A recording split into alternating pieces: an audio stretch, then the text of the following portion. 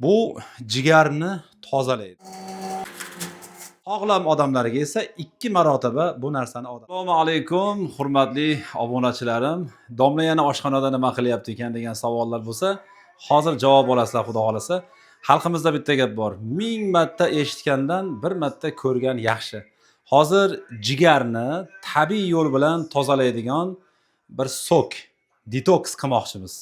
Mana bizga sok chiqaradigan apparat kelib joylashgan. Xullas bizga kerak bo'ladigan narsa tabiiy, ya'ni olmadan foydalanamiz, 3 dona bodringdan foydalanamiz va bitta bolgar va bitta lemon.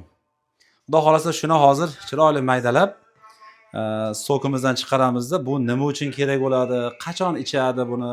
Xullas shu haqda hozir gaplashamiz. Yaxshilab o'tirib joylashib olinglar. Chunki tabib kim? Boshida o'tkazgan tabib.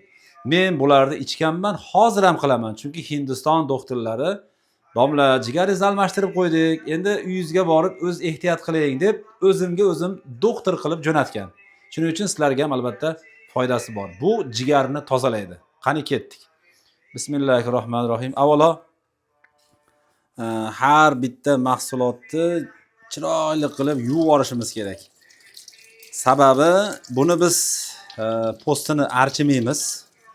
Sababi buni postida ham o'ziga yarasha vitamin bor. Shuning uchun yaxshilab, ishqalab adabini berib yuvamiz buni.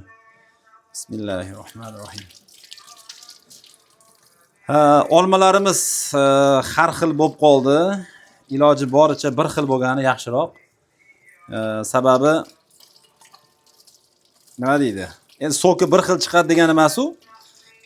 To'g'risi ba'zisi qimmat, ba'zisi arzon bo'lib qoldi. Hozir endi mart oyidamiz u.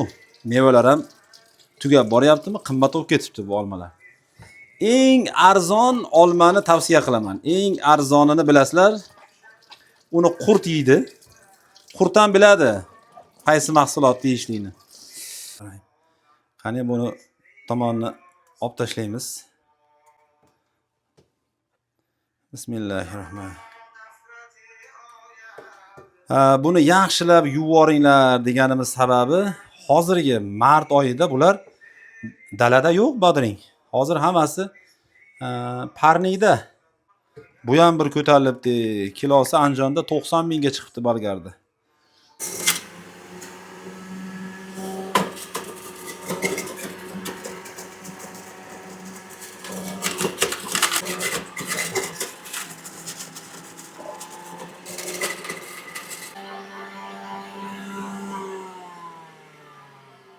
Xo'p, mana kanalimiz a'zolari haqiqiy sokmisan sok bo'ldi mana.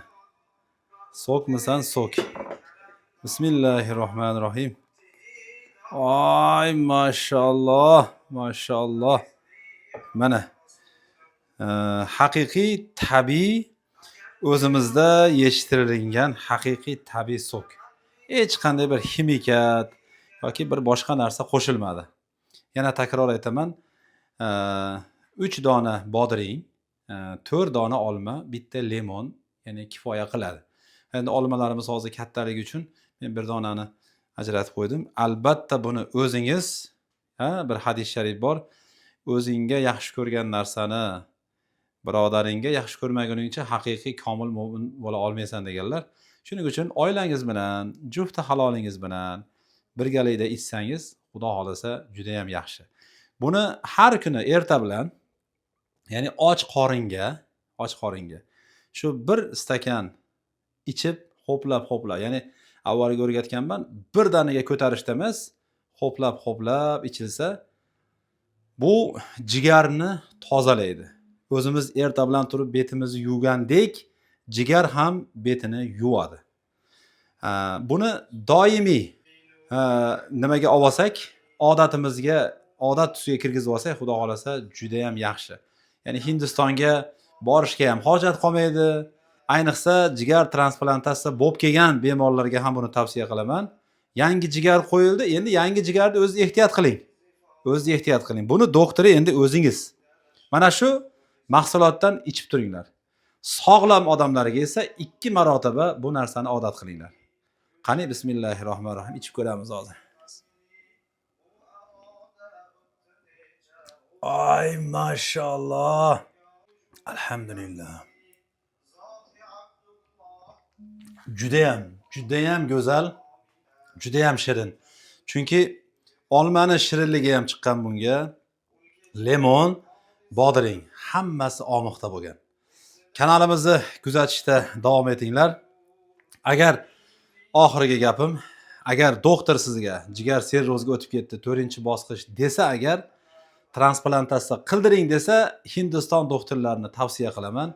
Eng yaxshi doktorlar, eng arzon va eng qulay klinikalar biz bilan. Shifo karvoni, medical turizm siz uchun doim hamroh, doim birga. Qo'limizdan kelganicha tavsiya qilamiz. Sog' bo'ling, salomat bo'ling.